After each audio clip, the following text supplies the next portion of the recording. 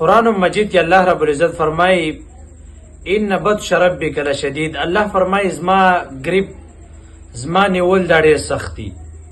تاسې وګورئ شاته قومونه چې کوم تیر شوي دي چې چام ظلم کلی دی نو الله رب العزت نیول دي. فرعون په شانتې لوی ظالم چې کله موسی علیه السلام په قوم باندې ظلم وکړ نو چې کله الله رب العزت ونیو نو الله د عبرت دپاره یو نشان وګرځاوه.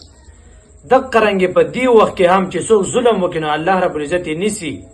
تاسې وګورئ دی به په فلسطین په دې مسلمانانو باندې دومره ظلمونه کړي دي او دی به دا چې د فلسطین د ځمکه د فلسطینیانو سره ده نه، ځکه چې د دې تاریخ نشته چې دا کم ځای نه راغلي نو دا دې ځای نه ویستل پکار دی. هغې باوجود پې دومره ماشومان دومره زنانه چې تر اوسه پورې څومره شهیدان شوي دي نو د دې ظالم پکې پوره حصه ده.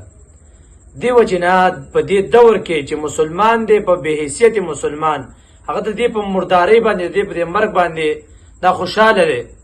دا هغه انسان دی چې دا ډونالډ ټرمپ خصوصي ملګری و او د فلسطینیانو انتهایی مخالف و. دې وجې نه الله رب العزت فرمایي ان بطش ربک لشدید. زه چې څوک ونیسمه الله فرمایي بیا څوک داسې نه چې زما نه خلاص کړي.